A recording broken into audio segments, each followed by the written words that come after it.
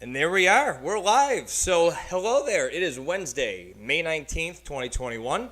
Welcome to episode 36 of the Go4TheGoldy podcast. And today, I am joined by a lifestyle and wellness coach, as well as a fellow member of that famous on-run crew, Almetria Turner. Almetria, welcome to the show, and thanks for joining us tonight. And much appreciated. Well, thank you, Brian, for having me on today. I appreciate it too. Been really looking forward to this one because you are, from the little that the little that we've communicated with, a very inspiring and crazy busy and motivating person. So, if you don't mind, right off the bat, let's kick it off with just a quick intro about yourself, a little bit about who you are and what you do. Okay.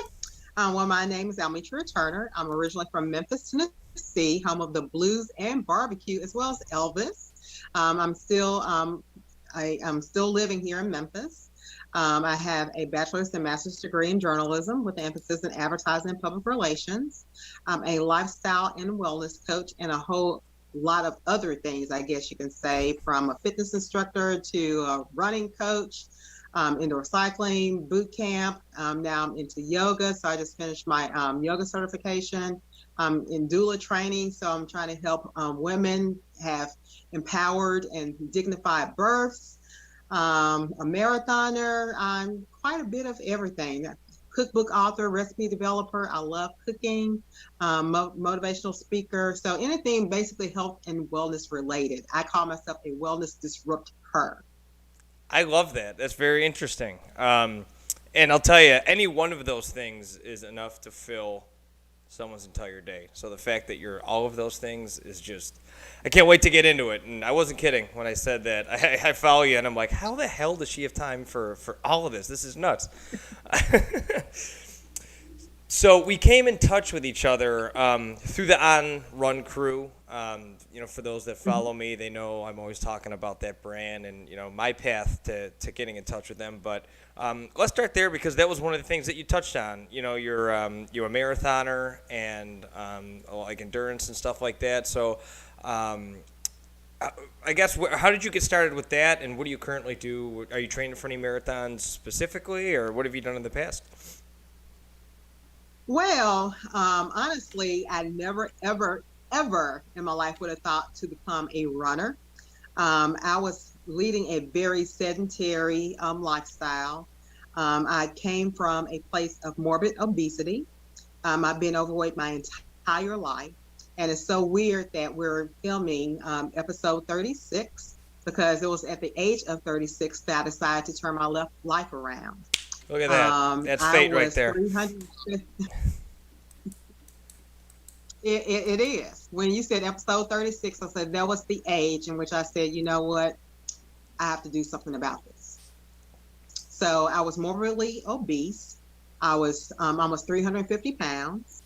I had diabetes as well as hypertension. And I took it upon myself as far as at the age of 36. I was like, I want to be fit by 40. So I gave myself a goal of 4 years to lose the weight, learn how to eat healthier, and basically get my butt up off the couch. And so within the 4 year time span, I naturally lost 177 pounds. I completed my first half marathon before I turned 40. I was turning 40 that year. And I completed my first marathon like 2 years later. But I've done every distance there is. I even, like I said, became a certified RRCA as well as a USATF running coach and race director. And so when I said leading a sedentary lifestyle, I really, really did. I never in a million years thought that I could walk a mile, let alone run 26.2. And so it's just, I'm at a place where I just received my road ID bracelet in the mail today. And on it, it says Fit and Finally Free, which is also the name of my business.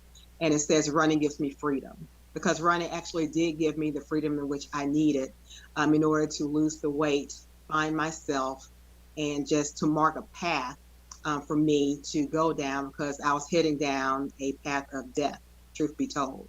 And so I wanted to live. And so that was, really the goal in which I've had. I was like, I want to be fit by 40. And this is the first time in my life, I'm 47 now, that I've ever been in, great shape as far as in terms of wellness. And for the past 7 or 8 years, I've been medication free. So I haven't taken anything in terms of the diabetes or hypertension because I pretty much corrected or self-healed through just eating correctly as well as working out and exercising. So it was a gift as well as it was a curse for me because, like I said, I was headed down a path of destruction as far as just it, like I said, as far as being overweight. So that's how I got onto the path of running. It gave me freedom. It gave me the tools in which I needed to overcome, I guess, the depression, the low self-esteem, and, the place how, how did I get here? And so, it was just a couple of footsteps because the journey of 1,000 steps starts with one, journey of 1,000 miles starts with one step. And so I just had to put one foot in front of the other and just keep moving. Well, first of all, that is, I'll tell you, that really strikes a chord with me, your story, because I was the training and outreach and training coordinator at a run store in Buffalo, New York, where I'm from. And there were, for every successful story like you, there were a million people that would take that first step in that journey, like you said, and the path in front of them would become too overwhelming and they'd give up. And I would it was so hard to say, you did the hard part, you started. Starting's the hardest part. Once you get going and that momentum starts carrying you, that's, just keep going. That's it, But I wish, and the way that this whole podcast started was my idea was I wanted to motivate others to realize that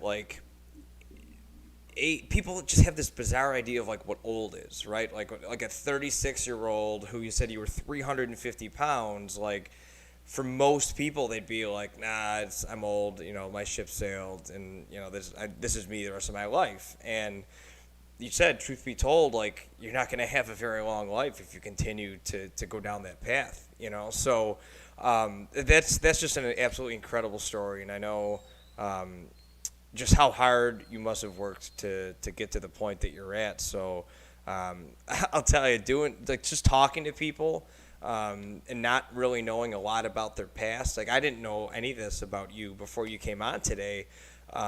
It's just so inspiring to talk to people like you, and wow, that's absolutely incredible. So honestly, bravo to you for all that stuff. That's wild. So what was the first marathon that you ever did that after your weight loss journey?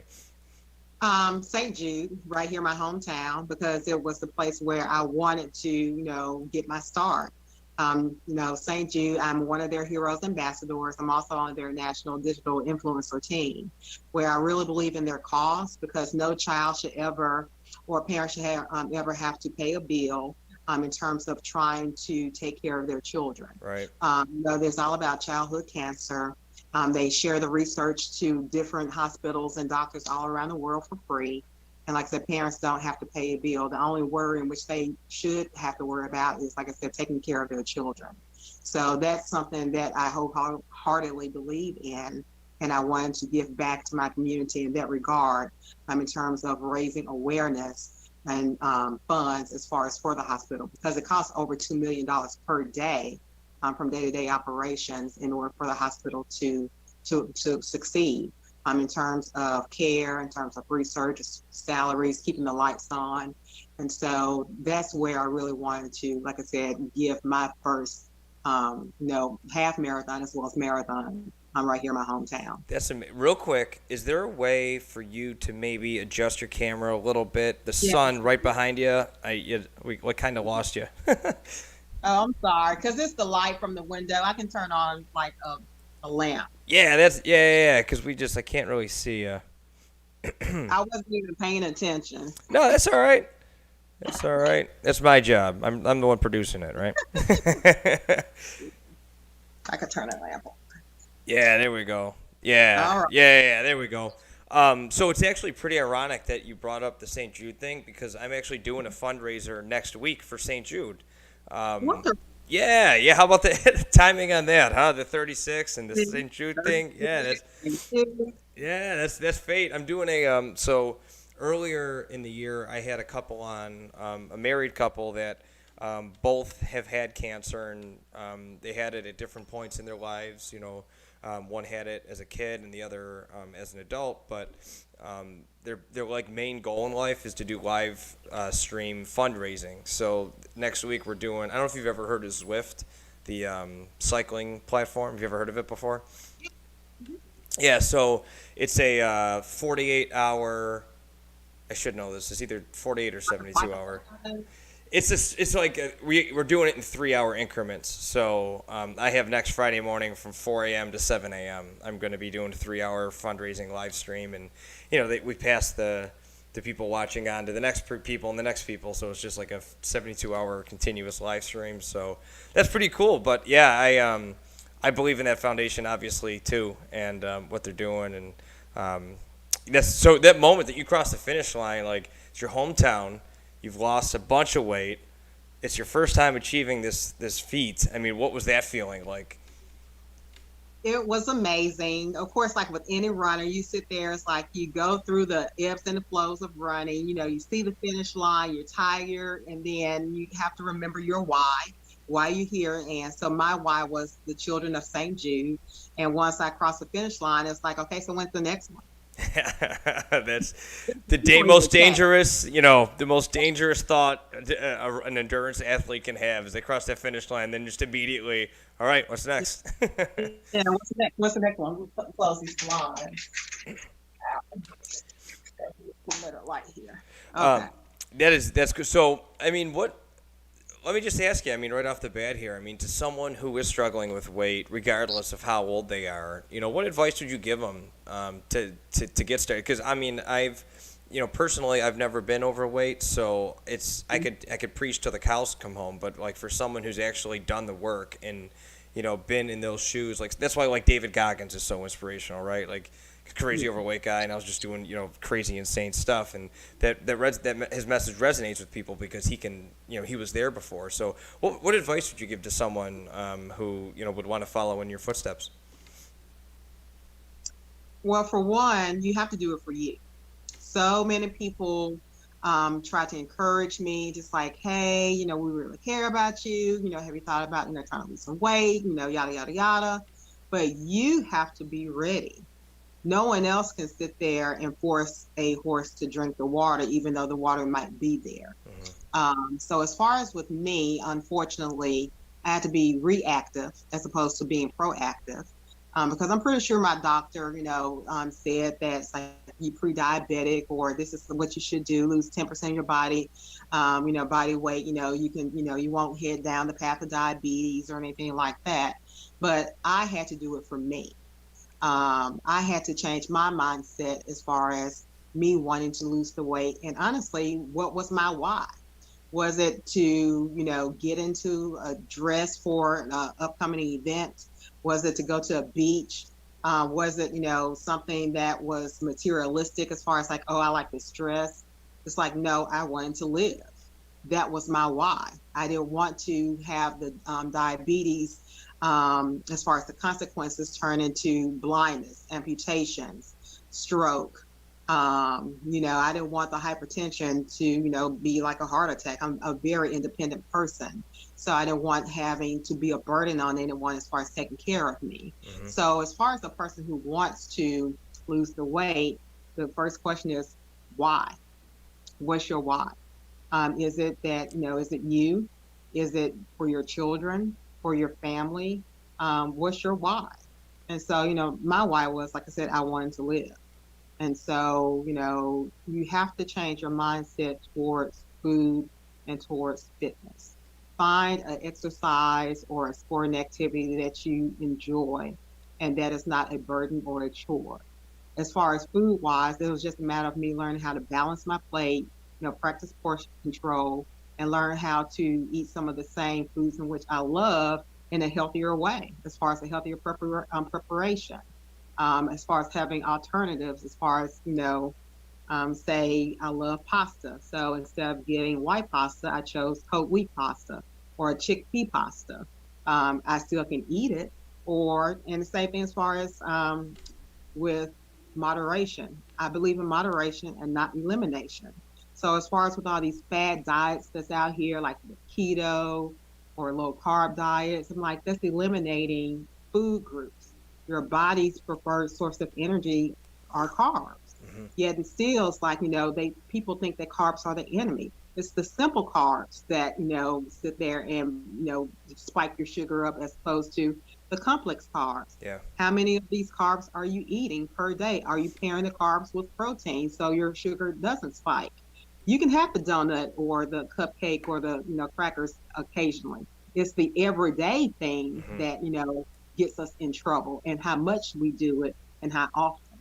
So elimination, moderation instead of elimination. And I think for So every rule too, there's like you're gonna hear exceptions to every rule, but I think the vast majority of people, I think you're gonna see because I was a trainer at a gym for a while, and and I did was the outreach and training coordinator for that running store, and I think when you try to eliminate something completely, like you're talking about, it just winds up boomeranging back even harder. You know what I mean? And that's why I love the moderation, not elimination. I've never heard that before. But you're full of really cool sayings so far. I enjoy these.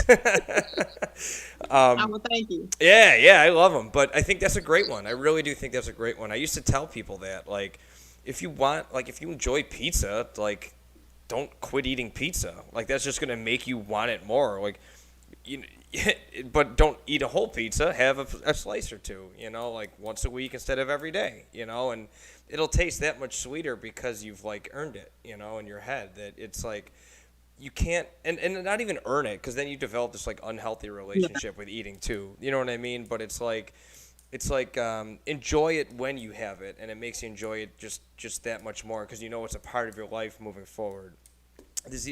Yeah, you're right. These elimination diets and these fad things, it's unfortunate because it's just kind of the way of the world nowadays. It's marketing and It's not sustainable. no. It's like, do you want to pee on a stick every day to make sure you're in ketosis?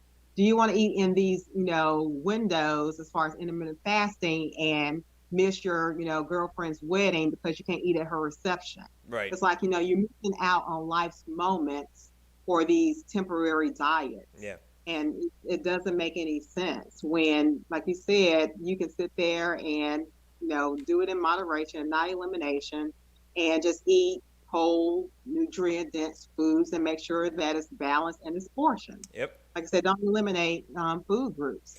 Eating should be sustainable and not because of pleasure. It shouldn't be something that we earn, nothing to comfort us. It's basically in order for us to live. Mm-hmm.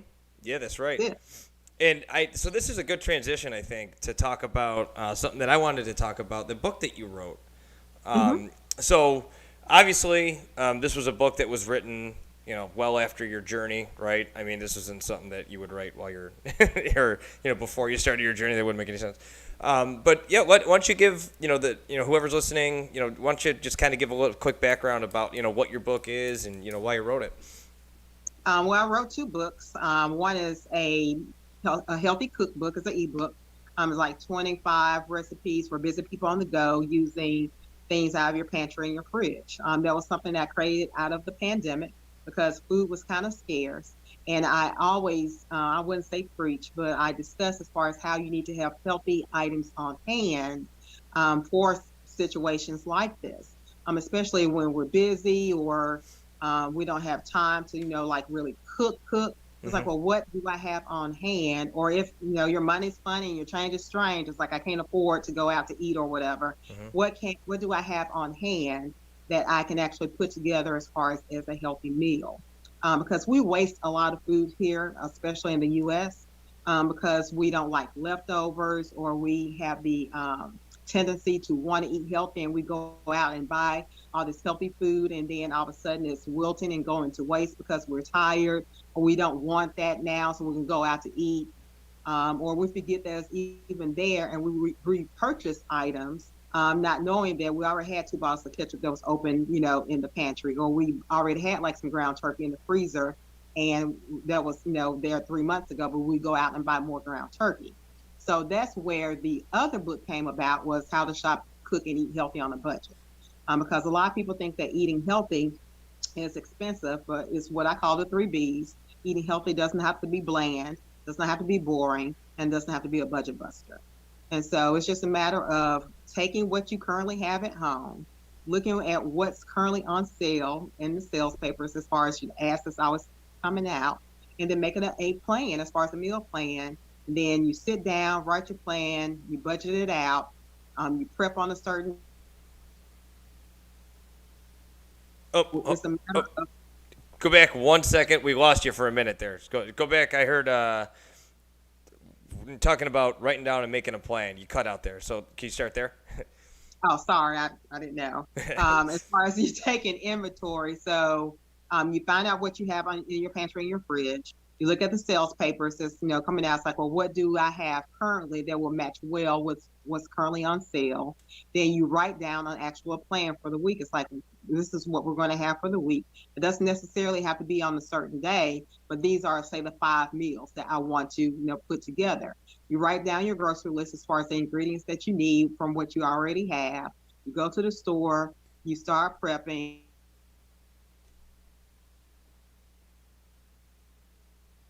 Preparation, and then having the things on hand. So healthy cookbook, another book talking about how to budget, how to find great deals, because I call myself the healthy budgetista. Where I'm always finding great deals in terms of grocery shopping. And so I put together all the things in which I've learned over the years to help you with your budgeting as far as food bill, because your food bill usually is the biggest bill outside of your mortgage, rent, or whatever. And like I said, we tend to overspend there in terms of going to the grocery store, eating out fast casually, or even at the vending machine, at work. Those coins add up, especially if you're going through the Chick-fil-A and Starbucks line every single day. Yeah. So that money adds up where you could have got probably 2 bags of groceries as opposed to 5 cups of coffee and your chicken nuggets. No, that's right. And what I do in every show is I put in the show notes any links that are relevant to the guest that I have on. So, I put this on the internet and it sits there forever. So anyone who comes and listens to this, we'll put links to your books, because I'm really interested in grabbing them too, because I think it's so easy to get lost in the minutia of the day and to not think of, kind of plan ahead. And if you don't go into grocery shopping if you go in there without a plan, it's really easy to just kind of be like, carrots are healthy, let me grab carrots. And it goes to exactly what you said. You just start wasting food a couple of weeks down the road because you forgot that you had it. You didn't buy it with any intention. Or you could start eating a bunch of crap too. Oh wow, Oreos are on sale. I like Oreos, and you just grab those. And I think that happens a lot too, right? It does. I mean, impulse buys, as far as at the end caps at the grocery store, they're there for a reason. As usual, all the processed stuff, the candy stuff, we're waiting in line, looking at the magazines like, oh, there's chips, there's cookies, there's candy. There's usually all the unhealthy stuff is on the outside, at the end of the aisle, because they know that we're impulse buyers, we're emotional eaters. So it's really just a trick of the trade. Yeah. And we fall into it all, every single time. And I think the way grocery stores are set up too, at least for the most part, is all the fresh produce and vegetables and fruits and everything are around the outsides, and then once you get closer to the inside, that's like the more and more like processed, kind of garbage food towards the middle there too. You're correct. Yep. Look at me. Every blind squirrel finds a nut once in a while. But I was gonna say too, know what me and my fiance started doing too, because we realized we would go in with a plan all the time, but sometimes the best laid plans of men often go awry, or whatever that saying is. But we'd go in starving, and we realized we got to stop shopping hungry, so we make it an effort to eat right before we go shopping, so we kind of curb some of the impulse buys too. That's one of the tips in the book. Is it really? Oh, wow. Don't go grocery shopping hungry. I love that. Yeah, I mean, that I definitely have experienced. So yeah, I love that one. I think you read my book. Something's going on. 36. Well, I definitely will read it. And now, what is I was going to ask you. So you were on? Was it, or what show were you on talking about your book? Well, what show was I on? I wasn't talking about my book, but I was on the Today Show where I did talk about some of the healthy recipes that I created while I was on my weight loss journey and just my running journey period. Gotcha. So I conflated those two, but I mean, just casually, like, yeah, I was on the Today Show talking about something, So how did? I've been on a few shows. I was on Dr. Oz, actually during the pandemic, a couple of times. But I mean, it's like I'm just grateful for having the platform because my pain has turned into my purpose, and then my purpose has turned into my platform where I'm able to reach, millions of people to talk about how you can overcome chronic illnesses, how you can overcome morbid obesity, how you can actually turn your life around no matter what age you are, as far as if it's starting a career, if it's losing weight, wanting to get married, whatever it is that you want, you have to find that it. Wherever it is, you can do it. That is a hell of a message. Are there any links to are those shows or your appearances on those shows online anywhere that we could link it to in the notes? Yeah. I don't want to be, as far as narcissistic, but if you Google me, all of these will actually appear as far as the different places in which I've been in. I was like in Women's Running Magazine, Red Book, Dr. Oz, the Daily Mail UK, over there in Great Britain. So I'm in a few places. If you can find me, there's some links out there. I'll be narcissistic for you, and I'll put the links in the notes so people can check it out because I think that's so freaking cool. That is, how did they reach out to you, or how did they hear about you or your story? Actually, I think I reached out to the producer of the Today Show, and she immediately, hit me back up, and it's like, hey, I love your story. Let's fly you out here. Because at the time they were doing something called the Joy Club, and it was for people who naturally lost over 100 pounds or whatever. And so they flew me out there. It's my first time actually being in New York, and it's so funny because I actually spoke it into existence. Because I remember writing it down on paper. I was like, I want to go to New York. And never did I know that was my ticket as far as losing weight was going to New York. And so that's how they found me. And then after that, the doors just really started opening. As far as like with Women's Running Magazine, I was running for the cover contest for them. And so out of 2,000 entrants, I was I was one of 8, Wow. which they selected to actually be on the cover of the magazine. And so someone else won, but they still featured the rest of us inside of the magazine. That's absolutely So incredible. I've had some great opportunities, and so I'm just very thankful that my story has resonated with so many people, in knowing that they can really overcome and achieve anything in which they really set their mind to. Because it takes a lot of consistency, it takes some discipline and some dedication. And honestly, I'm a person of faith. It took a whole lot of prayer, because there were many times in which I wanted to give up.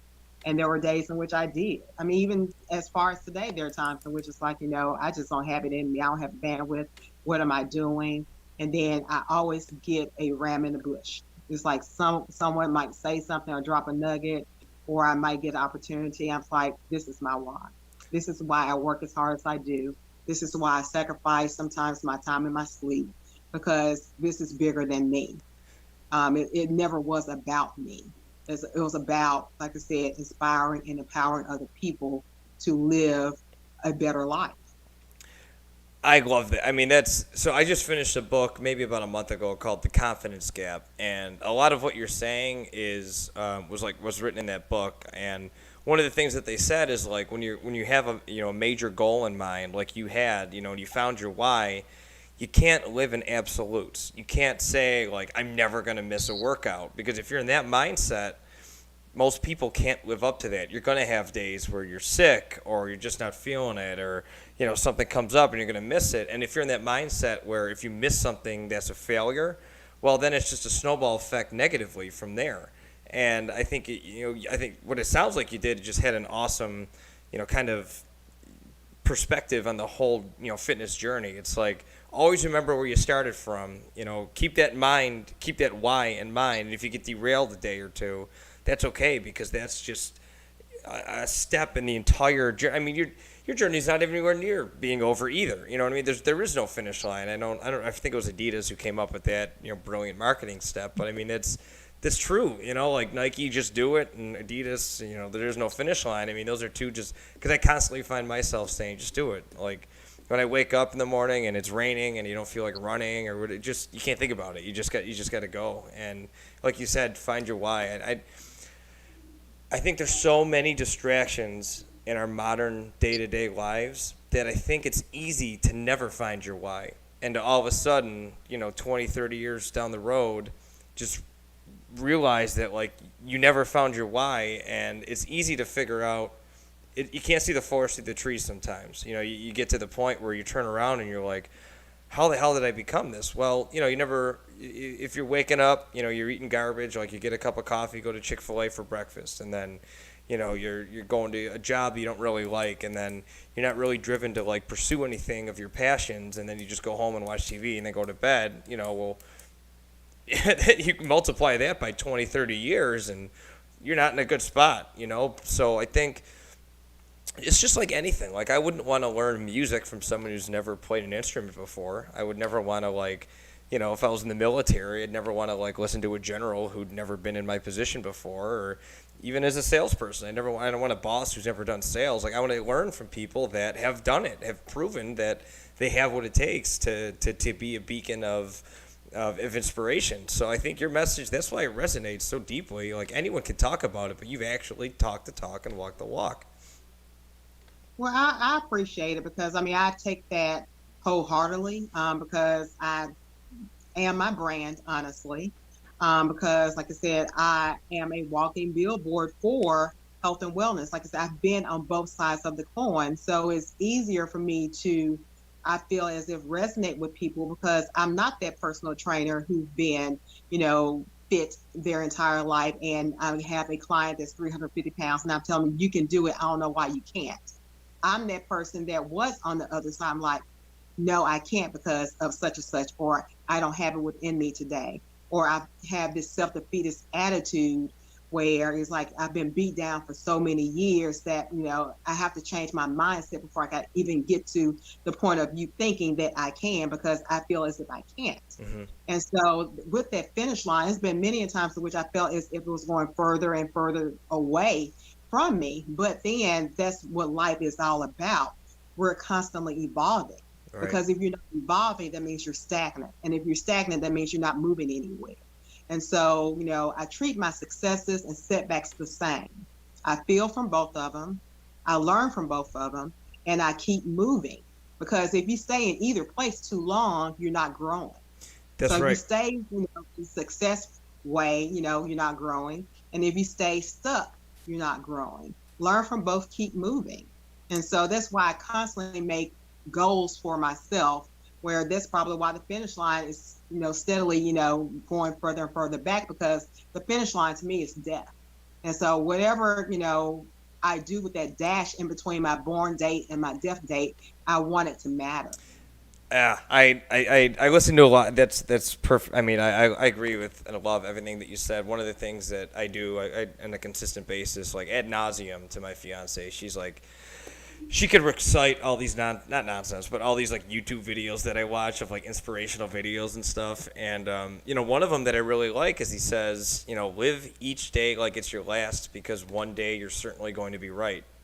And I mean, very similar concept to like what you say, do the dash, whatever the dash, make the most of that. There's a born date, there's a death date, and do whatever you can in between there. One of the questions I do have for you that I think people will find, really interesting. I know find your why, and obviously that's very important to understand why you're doing what you're doing in and day out. But I mean, you said at 36 you changed.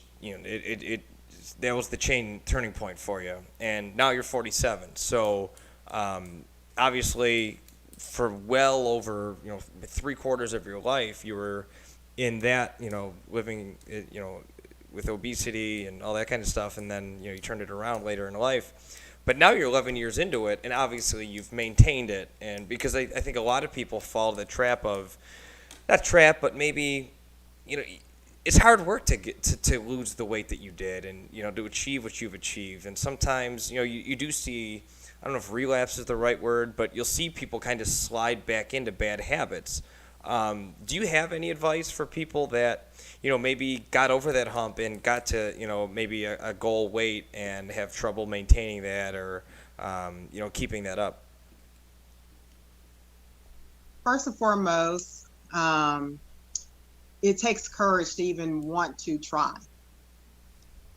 Losing weight is hard. Maintaining is even harder, because you hit that goal, but now what? Mm-hmm. So that's why you have to approach it as a lifestyle and not a temporary thing, as far as with a diet, because this is something that you have to work on every single day.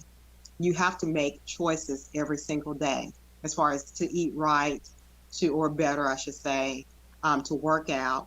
But most of all, give yourself grace. That is my biggest thing, especially with the pandemic. Give yourself grace, because so many people, including myself, we gained weight during the pandemic, Mm-hmm. because of the added stress, the uncertainty, because even though I was working out consistently, I was eating better, cortisol was all throughout my system, just Mm-hmm. from the stress, because I truly self-isolated. And so with cortisol, you're going to gain weight no matter what you do. Truth be told, because I mean that's just scientific. It's in your Mm-hmm. body or whatever. Because it's like Physiological. you're Yep. fighting. It's fighting, fight or flight. Yep. Because I mean I had developed some type of insomnia too, because I mean I just didn't know what was going on. Running, I felt as if was taken away from me during this time, because I know what type of air I was breathing outside, and who wants to run with a mask on? Right. So it was a crazy period of time, and so I'm ready to get back. But the thing about it is, it's like you really have to give yourself grace. When I lost the weight, I always gave myself a window. I was like, 5 to 7 pounds.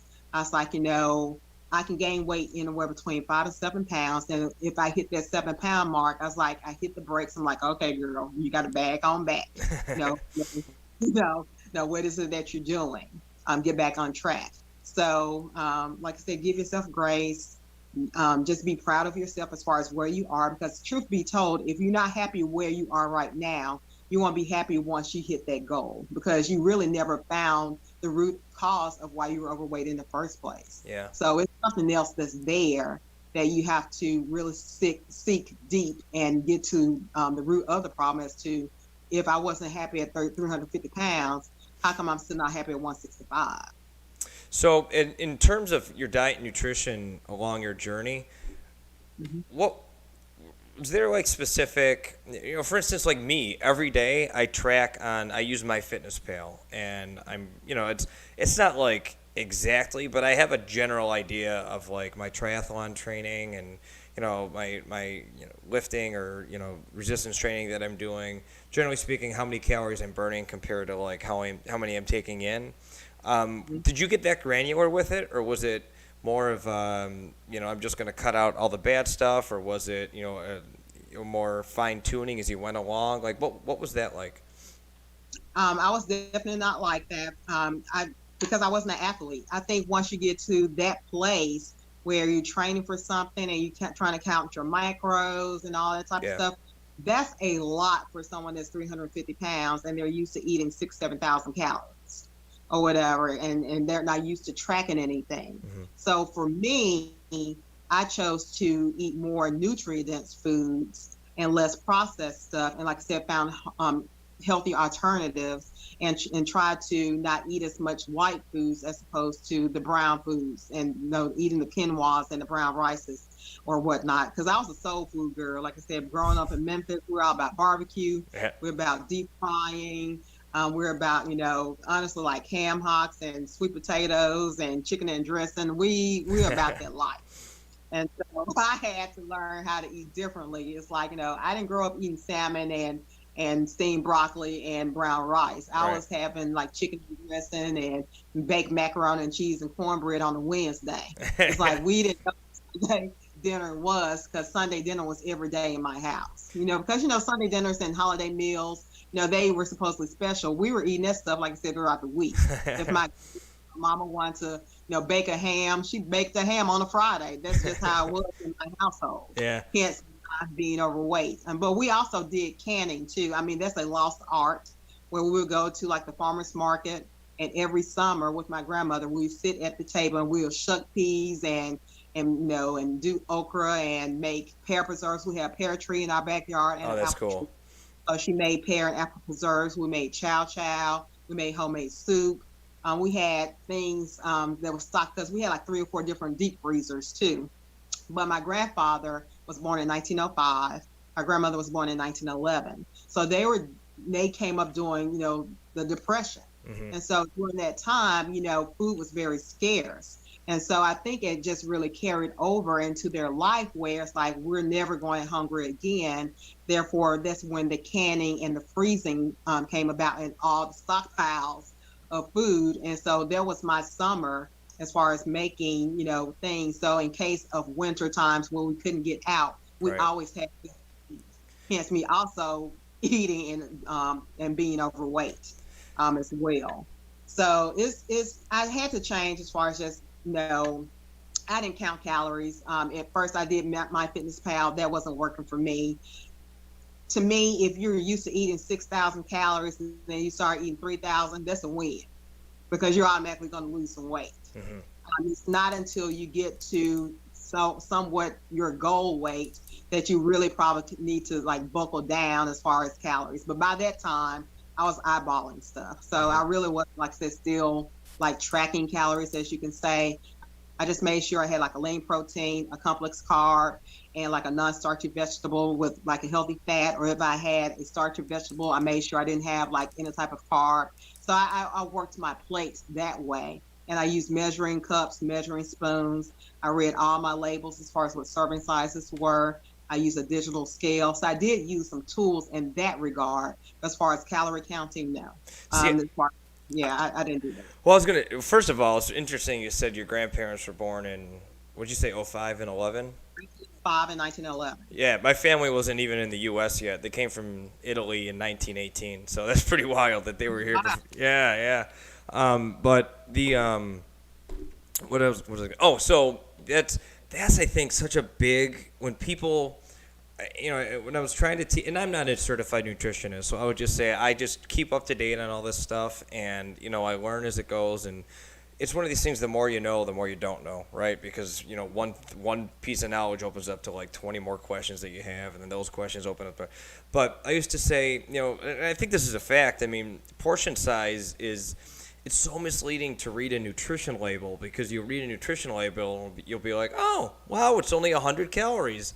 And it's a box, and there's like 50 servings in it. You know what I mean? You'll sit around and eat the whole box. And people don't realize portions are really essential. I mean, that's probably the most basic building block of any weight loss journey, is trying to understand portion control. Or I mean, for me as a triathlete, I'm constantly hungry, and it's easy for and I mean, I could eat like a jar of peanut butter like in one sitting, but like, what I try to do is I try to eat a lot of like high volume type foods, so it fills me up, and I'm not just like like you said, like broccoli or cauliflower, or even eat like cauliflower pizza is just And I was gonna mention too earlier, I mean, I'm from Buffalo, so chicken wings are a food group there, so we'd have wings. Like, we'd have. There's one in Memphis too. We have a hot wing spot on every corner. One of my close friends is in Memphis, and Memphis is actually.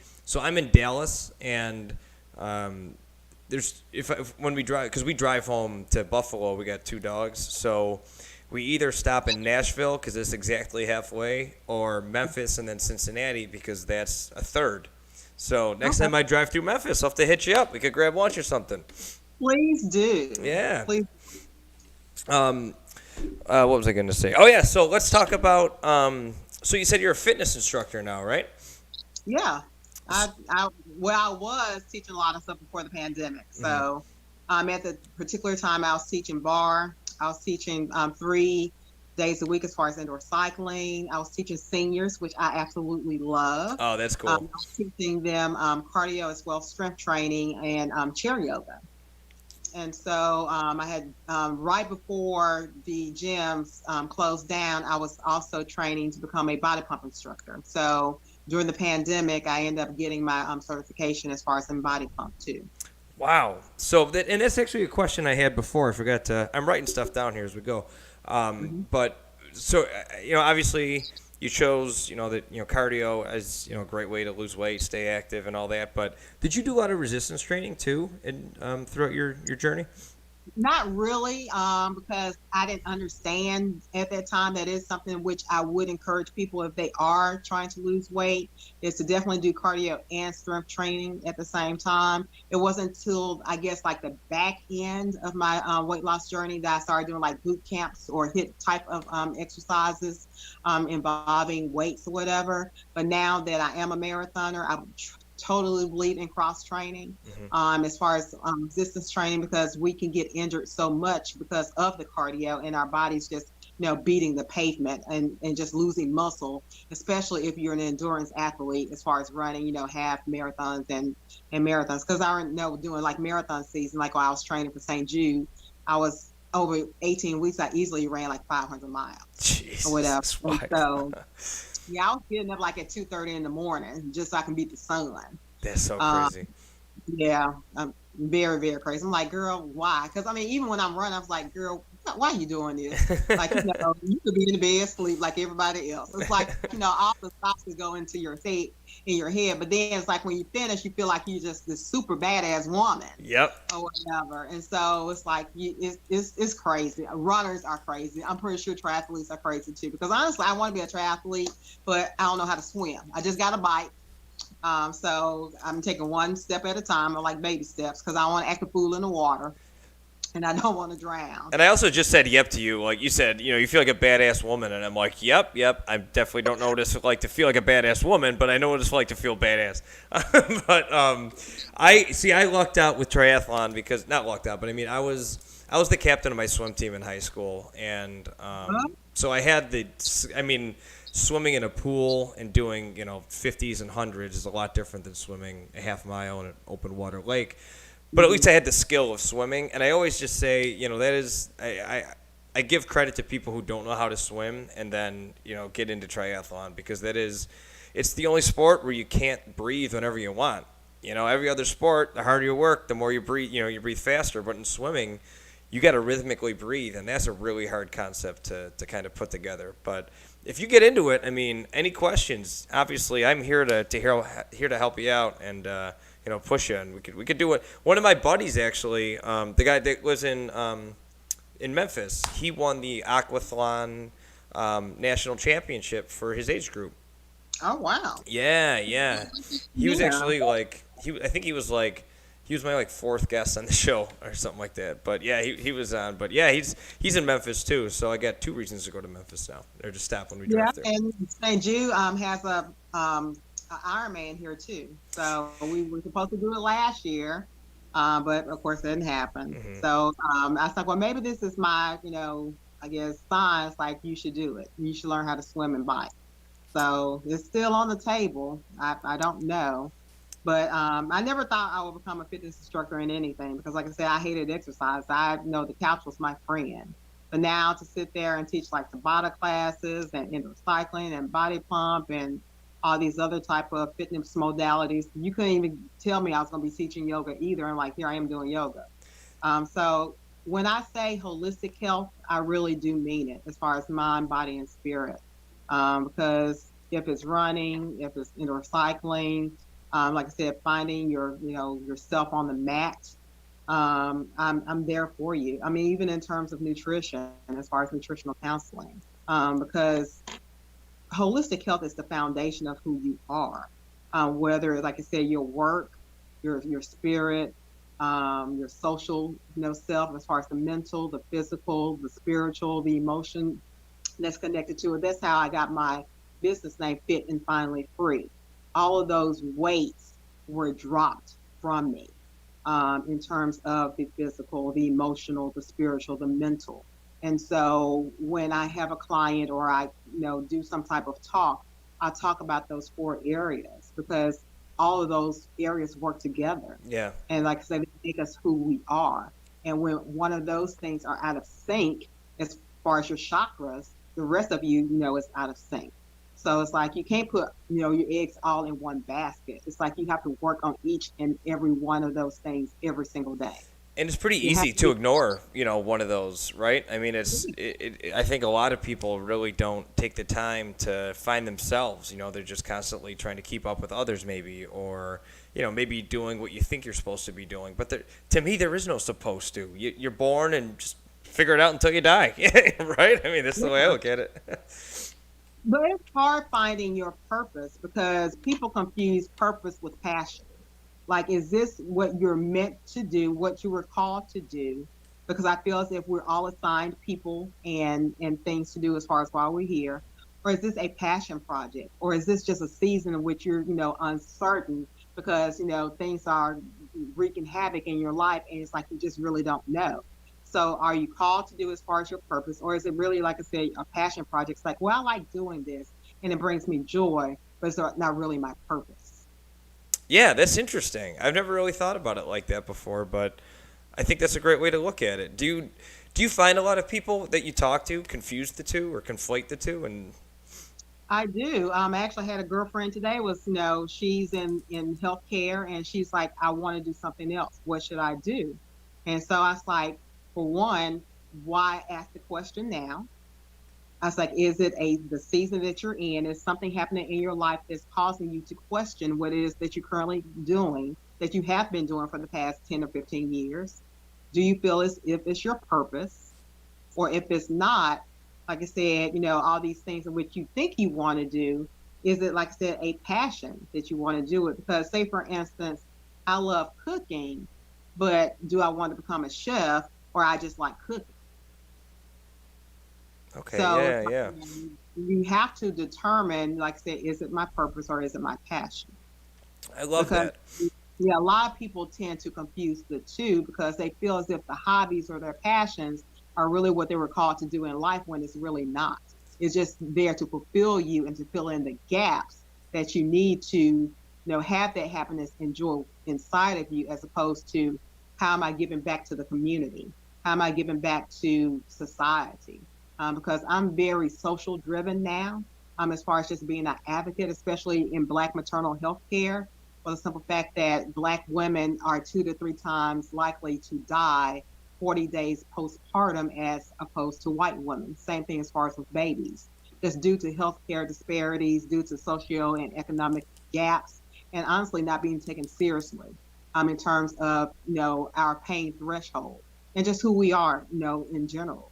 That's And so interesting. I obviously that's had no why idea I about that. started going into like the prenatal yoga and the doula services because they need an advocate and a voice for them to empower them and and honestly to help save their lives, because when you're going through that much pain, you're not thinking about what is it that the doctor is doing or saying, because we're trusting that they have our best interests in mind, and sometimes they're not. And so it's like I'm the person that's there to sit there and make sure that your birth plan goes as planned, as you want it to be. And then, like I said, just to be a voice. I'm not trying to, over overcome whatever it is that you want to do, but just to be that support person for you. So I found gaps within my community in which I felt there was a need, and I decided to step up to fill that gap. And so in terms of health and wellness, because there's food insecurity, insecure areas here too. They don't have the transportation or the knowledge as far as how to eat healthier or better, when, it's like you need someone to come into these areas that look like them, because representation matters. Hmm. Oh, I agree. Yeah. You have to have a trusted source in which they can relate to and confide in. I saw there was a need. It's like, okay, I need to help people as far as nutritional counseling and get them to find a better way of living life, because here in Memphis, we're like in the top 5 cities in America in terms of obesity, diabetes, and hypertension. We have dialysis centers popping up everywhere here in Memphis for the simple fact that People are not taking care of themselves, don't have access to, like I said, better health care, can't afford their medicine. They're not aware or educated in terms of how to eat better or, like I said, have the means of eating better. So, like I said, I felt that there was a need and there was a gap there. So I was like, how can I fill this gap? Wow. Well, I'll tell you what. That's honestly some really incredibly noble stuff that you do. I think it's really easy for people to see something like that and sometimes say, well, I could do that, but someone else will step up, or, it's maybe not my place to do it, or I'm too busy or whatever, but to actually do that. And I know that you deal with some pretty tough situations too. I mean, you posted something yesterday, I think, on your Facebook page about the tough situation that you're in. So, it's tough but necessary kind of work that you do, and I'll tell you, it really is very noble, and inspiration comes in many different forms, and I think you come in basically all of those forms. Well, thank you. I'm humbled by that statement because, like I said, it's so much bigger than me. And I'm only one person, but sometimes it only takes one person to actually get the ball rolling. That's right. Well, I think, like you said, the difference between like passion and purpose, I think there's also, disingenuous and, genuine people as well. And when someone is very fiery and driven, like someone like yourself, I think that just is very transparent and people can see that. And,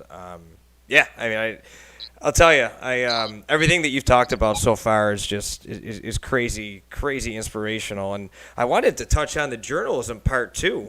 So you said you went to college for journalism. Are you still in that field at all, or where did that take you? I guess I kind of bypass it. The crazy thing about it is I wanted to be a copywriter. I wanted to write advertising jingles and ads or whatnot. But now I'm writing recipes. I'm writing inspiration. It's like my words are different now, I guess you can say. But I see the way your mind works. You got all these phrases, and so it didn't leave you completely. You're still. Yeah, so I kind of bypassed it because it was so crazy. I'll never forget. It was about 10 years ago. I went to my pastor.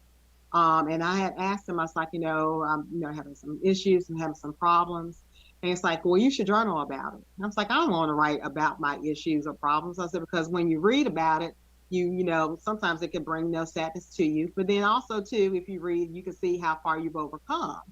And so I just thought, as far as, like, for instance, my weight loss journey, it was very, very personal to me. And honestly, I never really just documented or took pictures or anything as I was going through the process. Because I'm thinking, like, people lose weight all day. Why would they want to hear about my story? Little did I know how my story actually was impactful for some people. And so I was like, over 10 years ago, my pastor said, write about your personal journey. And now here I am writing to the world about my personal journey. And so it was really, I guess, a 180 where something to me that was so private actually became very public, but then it had to become public because it's helping so many more people, because some people have shared the same story in which I have. Everyone has a story. Yeah. And so, it depends upon if you're ready to be transparent and vulnerable in telling, your story. Because honestly, I haven't told all parts of it. I don't think anyone tells everything. Right. But, wherever it is that you feel that you can share, just know that it is impacting other people in some kind of way, regardless if they say it or not. Because, honestly, I have a lot of voyeurs I know that follow me. But if I say meet them out in person, they can tell me everything which I've ever said or done, but they never say anything. So just know that, sometimes you have to clap yourself on the back and know that, it's not about you. It's about other people. But you are impacting other people, regardless, like I said, if you're saying anything or not. It's a matter of, like, do you want to be influential or do you want to be impactful? I want to be impactful. I love that. Yeah, that's it really is the reason why, like, I started this show. And if you look at my Instagram, it's not like, look at me. It's like, you can do this. I just want to, like, provide I want someone to just be like, if he can do it, I can do it. That's if someone says that, like, I love that. I ran on Sunday. I ran or Saturday. I did like 8 miles or something like that. And I'm doing the Better Your Mile challenge, the on thing. Okay. And so I've been kind of documenting that just on Instagram stories, nothing crazy. And someone wrote to me,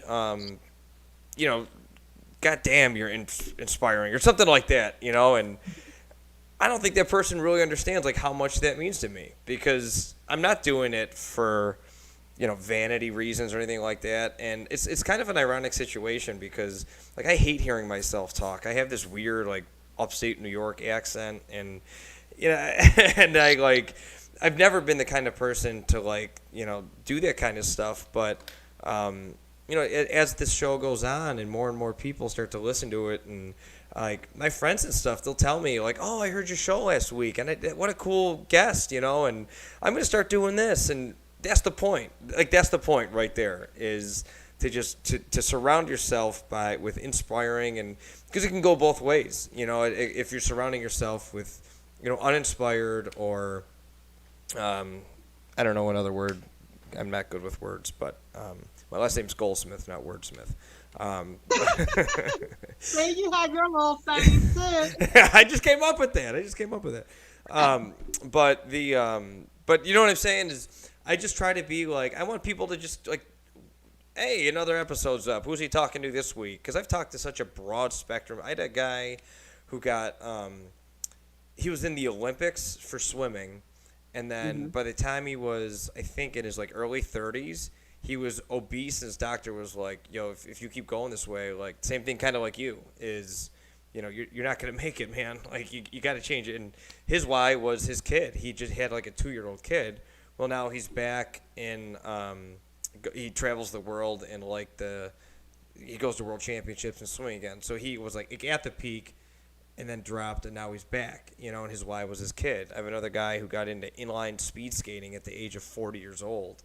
Like, what a weird, like path to take, but like he loves it, and he's great. He's going to national championships for that, So if I could just inspire one person to pick up a new hobby or new, passion, and get healthy, or find a new purpose, I mean that's the point of all this. So I think what you're saying is definitely it's perfect for what I'm trying to do. And my Instagram feeds and my Facebook feeds and Twitter and everything is just slowly becoming like an all-enveloping, like all my guests. Every guest I have on, I follow them. So like my feed is just all people doing cool shit all the time, Yeah, because like you said, it matters. It's like I want my feed to have people that are doing things in life and inspiring people, because what you read, what you take in, it becomes, part of your spirit. So if you're having people and you're following folks that's like eating bad or not doing anything with their life, it's like, do you want to read that type of,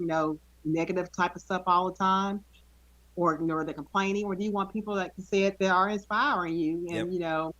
So it makes a difference, because you have to, even with social media, you have to pick your friends, your virtual friends that you want to be around, because it really does matter. That's Social right. media discussion happens. Well, where, social media, I think I mean, you create your view of the world, through social media. I mean, I could make the world the worst place imaginable by the people that I follow, like on purpose. You know what I mean? Like, if I want to, follow, only people on the left, I could do that. If I want to follow only people on the right, and then it's this slippery slope, and then it just creates division. And I've cognizantly made the decision to just like, to not, deal with any of that nonsense, because it's nonsense. Because people say stuff that they wouldn't say to each other in person, and people, it really is energy, like you said. It's all I forgot the word you said, like chakra or something, but like it's all energy in and out. I mean, it's all just it's flowing everywhere all the time, and